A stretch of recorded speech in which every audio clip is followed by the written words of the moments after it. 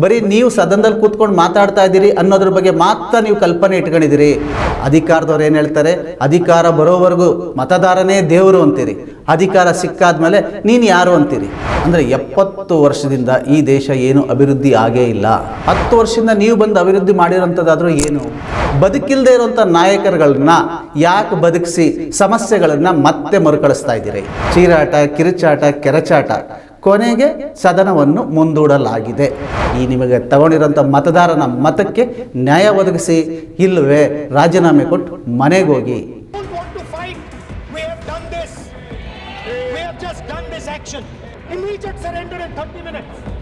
भारत युद्ध का नहीं, बुद्ध का देश.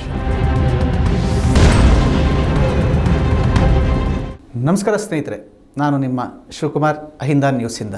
ಇವತ್ತಿನ ವಿಶೇಷ ನಮ್ಮ ದೆಹಲಿಯಲ್ಲಿ ನಡೆಯುತ್ತಿರುವ ಸಂಸತ್ತಿನ ಮಳೆಗಾಲದ ಅಧಿವೇಶನದ ಬಗ್ಗೆ ಒಂದು ವಿಷಯ ಚರ್ಚೆ.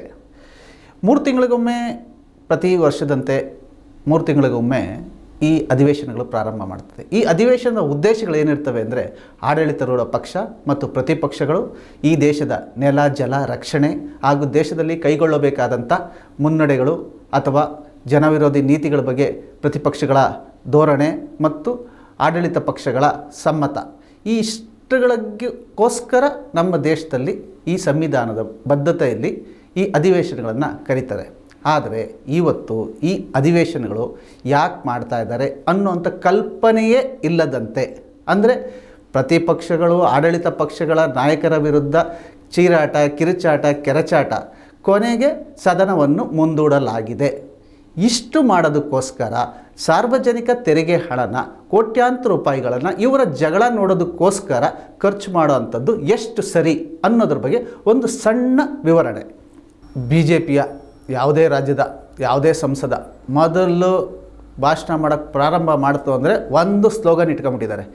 ನಮ್ಮ ಈ ದೇಶದ ಇವತ್ತಿನ ಸ್ಥಿತಿಗೆ ಗಾಂಧೀಜಿ ಕಾರಣ, ನೆಹರು ಕಾರಣ, ಇಂದಿರಾ ಗಾಂಧಿ ಕಾರಣ, ಆಮೇಲೆ ಪಾಕಿಸ್ತಾನಕ್ಕೆ ನುಗ್ಗಿ ಹೊಡಿತೀವಿ, ಬಾಂಗ್ಲಾದೇಶಕ್ಕೆ ಬೀಗ ಹಾಕ್ತೀವಿ, ಚೈನಾಗೆ ನಾವು ಹಾಗೆ ಮಾಡ್ತೀವಿ, ನೇಪಾಳಕ್ಕೆ ಹೀಗೆ ಮಾಡ್ತೀವಿ. ಇವತ್ತು ನಮ್ಮ ದೇಶ ಇವತ್ತು ಈ ದಿನದ ಪರಿಸ್ಥಿತಿಗೆ ದೇಶದ್ರೋಹಿಗಳು, ನಮ್ಮ ದೇಶದಲ್ಲೇ ಇರುವಂಥ ಹಿಂದೂ ವಿರೋಧಿಗಳು, ದೇಶದ್ರೋಹಿಗಳು ಅಂತ ಹೇಳಿ ಡೈಲಾಗ್, ಇವು ಹೀರೋ ಸಾಯಿ ಕುಮಾರ್ ಥರ ಡೈಲಾಗ್ ಹೊಡೆದು ಭಾಷಣ ಮುಗಿಸ್ಬಿಟ್ರೆ ಅಲ್ಲಿಗೆ ಅವನ ಸರದಿ ಮುಗಿಯುತ್ತೆ. ಇನ್ನು ಕಾಂಗ್ರೆಸ್ ಅವರ ಭಾಷಣ ಸ್ಟಾರ್ಟ್. ಏನು ಅವ್ರದ್ದು ಮೊದಲಿಗೆ, ನಿಮ್ಮ 56 ಇಂಚಿನ ಎದೆ ಅಳತೆಯ ನಾಯಕ ವಿಶ್ವಗುರು ಎಲ್ಲಿ? ಮಣಿಪುರಕ್ಕೆ ಯಾಕೆ ಬಂದಿಲ್ಲ? ಪಾಕಿಸ್ತಾನಕ್ಕೆ ಬಿರಿಯಾನಿ ತಿನ್ನಕ್ಕೆ ಹೋದ್ರ ಅಂತ ಅವರು ಸ್ಟಾರ್ಟ್ ಮಾಡಿದ್ರೆ, ಇನ್ನು ನಿಮ್ಮ ಆಡಳಿತದಲ್ಲಿ GST, ರೈತ ವಿರೋಧಿ ನೀತಿಗಳೇ ಇವತ್ತಿಗೆ ನಮ್ಮ ದೇಶ ಹಾಳಾಗ್ತಾ ಇರೋದಕ್ಕೆ ಕಾರಣ ಅಂತ ಹೇಳಿ ಇವರು ಒಂದಷ್ಟು ಡೈಲಾಗ್ ಬಿಟ್ಟು ಕೊನೆಗೆ ಒಂದು ಕಣ್ಣು ನೋಡಿಬಿಡೋದು, ಒಂದು ಸ್ಮೈಲ್ ಕೊಟ್ಬಿಡೋದು. ಇಷ್ಟು ಮಾಡಿದ್ರೆ ಅವರು ಸದನಕ್ಕೆ ಬಂದಿದ್ದೀವಿ ಅನ್ನೋವಂಥದ್ದನ್ನು ತಿಳಿಸೋದಕ್ಕೆ ಮಾಡ್ತಾ ಇದ್ದಾರಾ ಅನ್ನೋ ಒಂದು ಸಮಸ್ಯೆ, ಅಥವಾ ಒಂದು ಅವರಿಗೆ ಪರಿಜ್ಞಾನ ಇಲ್ಲದೆ ನಡ್ಕೊತಾ ಇದ್ದಾರಾ ಅನ್ನೋದ್ರ ಬಗ್ಗೆ ಸಂಶಯ ಸಹ ಮೂಡುತ್ತೆ. ಈ ದೇಶದ ಅಭಿವೃದ್ಧಿ, ಬೆಳವಣಿಗೆ ಅನ್ನೋದು ಇವತ್ತಿಂದ ಪ್ರಾರಂಭ ಆಗಿಲ್ಲ.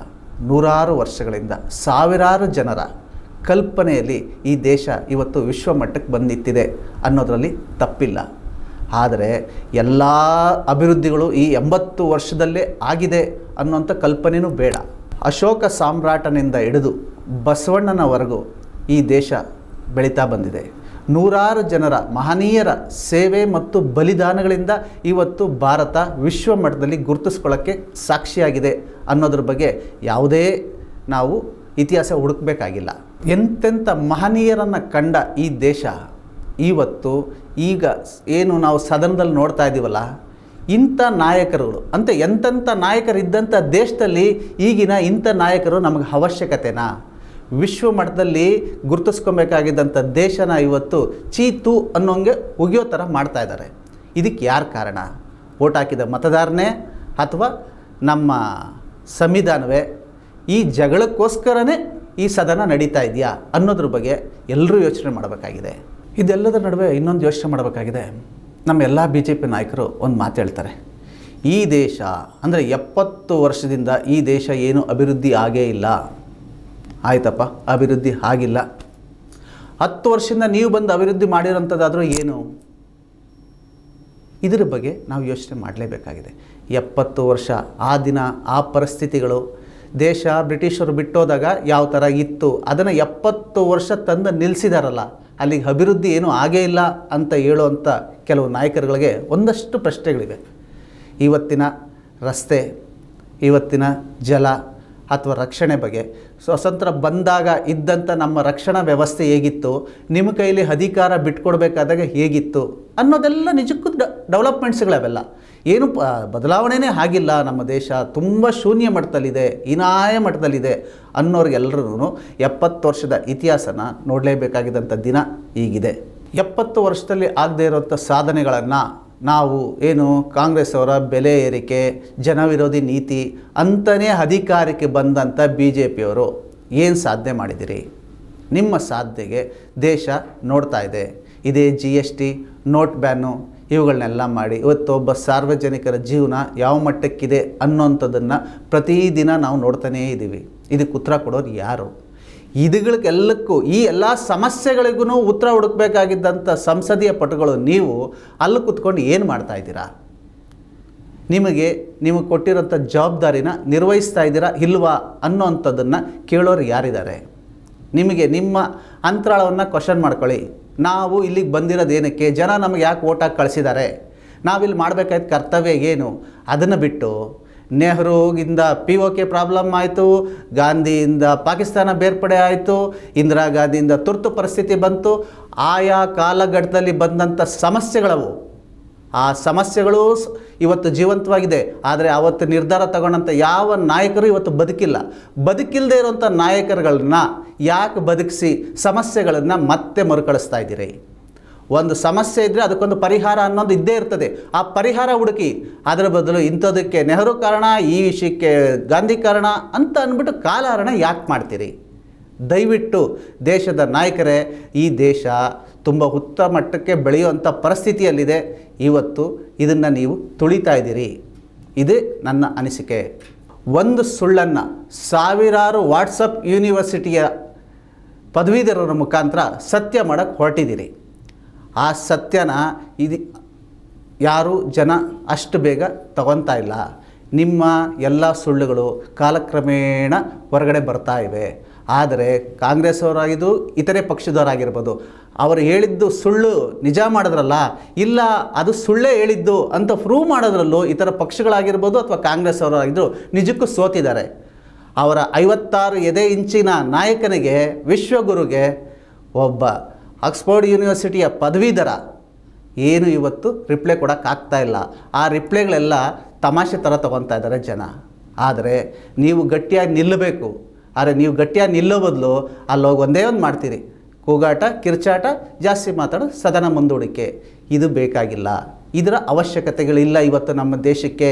ನಮ್ಮ ದೇಶ ಉತ್ತಮ ಮಟ್ಟಕ್ಕೆ ಹೋಗಬೇಕು ಅಂತಂದರೆ ನೀವುಗಳು ಮಾಡ್ತಾ ಇರುವಂಥ ಕಾರ್ಯಕ್ರಮಗಳು ಅತ್ಯುತ್ತಮವಾಗಿರಬೇಕು. ಇದ್ರ ಬಗ್ಗೆ ಯೋಚನೆ ಮಾಡಿ ನಾಯಕರೇ. ಇವತ್ತು ನಮ್ಮ ದೇಶ ನೂರಾರು ಸಮಸ್ಯೆಗಳೊಂದಿಗೆ ಕೂಡಿದೆ.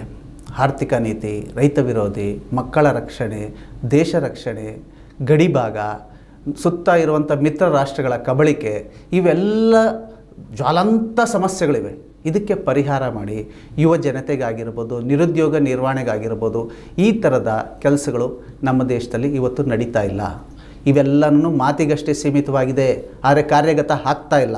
ಇದ್ರ ಬಗ್ಗೆ ಮಾತಾಡಿ, ಯುವ ಜನತೆಗೆ ಒಂದು ದಾರಿ ತೋರಿಸಿ, ಇರುವಂಥ ಆರ್ಥಿಕ ಪರಿಸ್ಥಿತಿಗಳಿಗೆ ಒಂದು ಹೊಸ ದಾರಿ ಹುಡುಕಿ. ಇದನ್ನು ಮಾಡೋದು ಬಿಟ್ಟು ಬರೀ ನಿಮ್ಮ ಕಿರ್ಚಾಟ ಚೀರಾಟಗಳ ನಡುವೆ ಸದನದ ಸಮಯವನ್ನು ವ್ಯರ್ಥ ಮಾಡಬೇಡಿ. ಬರೀ ನೀವು ಸದನದಲ್ಲಿ ಕೂತ್ಕೊಂಡು ಮಾತಾಡ್ತಾ ಇದ್ದೀರಿ ಅನ್ನೋದ್ರ ಬಗ್ಗೆ ಮಾತ್ರ ನೀವು ಕಲ್ಪನೆ ಇಟ್ಕೊಂಡಿದ್ದೀರಿ. ಈ ನಿಮ್ಮ ಇಡೀ ಸದನ ದೇಶ ನೋಡ್ತಾ ಇದೆ, ವಿಶ್ವ ಮಟ್ಟದಲ್ಲಿ ನೋಡ್ತಾ ಇದ್ದಾರೆ. ವಿಶ್ವ ಮಟ್ಟದಲ್ಲಿ ನಮ್ಮ ದೇಶದ ಮಾನ ಮರ್ಯಾದೆ ಹರಾಜಾಕ್ಬೇಡಿ. ನಿಮ್ಮ ಜನ್ಮಕ್ಕೆ ಇಂಥವ್ರಿಗೆ ನಾವು ಓಟ್ ಹಾಕಿದ್ವಾ ಅಂತ ಸಾರ್ವಜನಿಕರಿಂದ ಚೀಮಾರಿ ಹಾಕ್ಸ್ಕೊಬೇಡಿ. ಇವತ್ತು ನೀವು ಅಲ್ಲಿದ್ದೀರಿ, ಆದರೆ ಓಟ್ ಹಾಕಿರೋಂಥ ಜನ ಇನ್ನು ನಿಮ್ಮಗಳ ಏನೋ ಒಂದು ಸಾಧನೆ ಮಾಡ್ತೀರಿ ಅಂತ ಕಾಯ್ತಾ ಇದ್ದಾರೆ. ನಿಮ್ಮ ಒಂದು ನಿರೀಕ್ಷೆಯಲ್ಲಿ ಇರೋವಂಥ ಜನಗಳಿಗೆ ನೀವು ಮೋಸ ಮಾಡಬೇಡಿ. ದಯವಿಟ್ಟು ನಾಯಕರೇ, ನಿಮ್ಮ ಜಗಳ, ಈ ಜಂಜಾಟಗಳನ್ನು ನಿಲ್ಲಿಸಿ ದೇಶದ ಅಭಿವೃದ್ಧಿ ಮತ್ತು ಏಳಿಗೆ ಬಗ್ಗೆ, ನೆಲ, ಜಲ, ಭಾಷೆಗಳು ಇದಕ್ಕೆ ರಕ್ಷಣೆ ಬಗ್ಗೆ ಯೋಚನೆ ಮಾಡಿ ಹೊಸ ರೀತಿಗಳು ತನ್ನಿ. ಇರುವಂಥ ವಿರೋಧ ನೀತಿಗಳನ್ನು ಬದಲಾಯಿಸಿ ಸಾರ್ವಜನಿಕರ ತೆರಿಗೆ ಹಣದಲ್ಲಿ ನೀವು ಅಲ್ಲಿ ಭಾಷಣ ಬಿಗಿತಾ ಇದ್ದೀರಿ. ನೀವು ಪ್ರತಿ ಸಮಸ್ಯೆ ಮತ್ತು ಪ್ರತಿ ಪದ ಬಳಸಬೇಕಾದಾಗೂ ನಿಮ್ಗೆ ಹಾಕಿರೋ ನೀವು ಪಡೆದಿರೋಂಥ ಓಟು ನೀವು ಯಾರು ಮತದಾರನ್ನ ನೀವು ಮರಿಬಾರ್ದು. ಪ್ರತಿ ನಾಯಕನ ಹಿಂದೆ ಲಕ್ಷಾಂತರ ಮತದಾರರ ಶ್ರಮ ಇರ್ತದೆ. ಅಧಿಕಾರದವ್ರು ಏನು ಹೇಳ್ತಾರೆ, ಅಧಿಕಾರ ಬರೋವರೆಗೂ ಮತದಾರನೇ ದೇವರು ಅಂತೀರಿ, ಅಧಿಕಾರ ಸಿಕ್ಕಾದ್ಮೇಲೆ ನೀನು ಯಾರು ಅಂತೀರಿ. ಪ್ರತಿಪಕ್ಷದವ್ರನ್ನ ಕೇಳುವ ಅಂತ ಅಂದರೆ ನೀವು ನಮಗೆ ಅಧಿಕಾರ ಕೊಟ್ಟಿಲ್ಲ, ನಾವೇನು ಮಾಡೋದು ಅಂತ ನೀವು ಹೇಳ್ತೀರಿ. ಇದರಲ್ಲಿ ತಪ್ಪ್ಯಾರ್ದು? ಅಧಿಕಾರ ಮಾಡ್ತಾ ಇರೋರು ತಪ್ಪ, ಅಥವಾ ಅಧಿಕಾರನ ದುರುಪಯೋಗ ಪಡಿಸ್ತಾ ಇರೋದನ್ನ ಸರಿ ದಾರಿಗೆ ತರದೇ ಇರೋಂಥ ವಿರೋಧ ಪಕ್ಷದೊಂದು ತಪ್ಪ, ಅಥವಾ ಇವರಿಬ್ಬರನ್ನೂ ಆಯ್ಕೆ ಮಾಡಿ ನಿಮ್ಮನ್ನು ಡೆಲ್ಲಿ ಒಳಗಡೆ ಕುಂದಿರಿಸಿದಾರಲ್ಲ ಈ ಮತದಾರರ ತಪ್ಪ? ಇದ್ರ ಬಗ್ಗೆ ಯೋಚನೆ ಮಾಡಬೇಕು. ದೇಶ ಇವತ್ತು ಮುನ್ನಡೆಗೆ ಹೋಗ್ತಾ ಇಲ್ಲ. ಈ ಜಗಳ ಜಂಜಾಟಗಳ ನಡುವೆ ನಮ್ಮ ದೇಶ ಮತ್ತೆ 100 ವರ್ಷದ ಹಿಂದೆ ಹೋಗುತ್ತೆ. ಇದನ್ನು ಮರಿಬಾರ್ದು. ಪ್ರತಿ ನಾಯಕರು ನಿಮ್ಮ ಹೇಳಿಕೆಗಳು ಮತ್ತು ನಿಮ್ಮ ಅನುಭವಗಳನ್ನು ದೇಶದ ಅಭಿವೃದ್ಧಿಗಾಗಿ ಬಳಸಿ ದೇಶನ ಕಟ್ಟಿ. ನೂರಾರು ಜನರ ಬಲಿದಾನ ಮತ್ತು ತ್ಯಾಗಗಳಿಂದ ಕೂಡಿದ ಭಾರತ ನಮ್ಮ ದೇಶಕ್ಕೆ ಸಾವಿರಾರು ವರ್ಷಗಳ ಇತಿಹಾಸ ಇದೆ. ಪ್ರಪಂಚಕ್ಕೆ ಸಂವಿಧಾನನ ತಿಳಿಸಿದಂಥ ನಾಡು ನಮ್ಮದು. ಮಾತೃ ಸಂಸತ್ತನ್ನುವಂಥದ್ದು ಮಹಾಮನೆ ಸೃಷ್ಟಿಸಿದ ಬಸವಣ್ಣನ ನಾಡಿದು. ಅಂಥ ಪ್ರಪಂಚಕ್ಕೆ ನಾವು ಬುದ್ಧಿ ಹೇಳುವಂಥ ಜನ ಇವತ್ತು ಪ್ರಪಂಚದ ಮುಂದೆ ಚೀತು ಅಂತ ನಿಮ್ಮಂಥ 10 ನಾಯಕರುಗಳಿಂದ ದೇಶದ ಮರ್ಯಾದೆ ತೆಗಿಬೇಡಿ. ಈ ದೇಶದ ಘನತೆ ಉಳಿಸಿ, ಈ ದೇಶದ ಅಭಿವೃದ್ಧಿ ಮಾಡಿ, ಈ ನಿಮಗೆ ತಗೊಂಡಿರೋಂಥ ಮತದಾರನ ಮತಕ್ಕೆ ನ್ಯಾಯ ಒದಗಿಸಿ. ಇಲ್ಲವೇ ರಾಜೀನಾಮೆ ಕೊಟ್ಟು ಮನೆಗೆ ಹೋಗಿ. ಯಾವುದೇ ನಾಯಕರು ತಮ್ಮ ಸ್ವಪ್ರತಿಷ್ಠೆ ಬಿಟ್ಟು ದೇಶದ ಅಭಿವೃದ್ಧಿಗಾಗಿ ಮತ್ತು ದೇಶದ ಏಳಿಗೆಗಾಗಿ ದುಡಿರಿ ಅನ್ನೋಂಥದ್ದೇ ನಮ್ಮಗಳ ಒಂದು ಅನಿಸಿಕೆ ಮತ್ತು ನಿಮ್ಮಗಳ ಮೇಲಿಟ್ಟಿರುವಂಥ ನಿರೀಕ್ಷಿಕೆ. ಧನ್ಯವಾದಗಳು.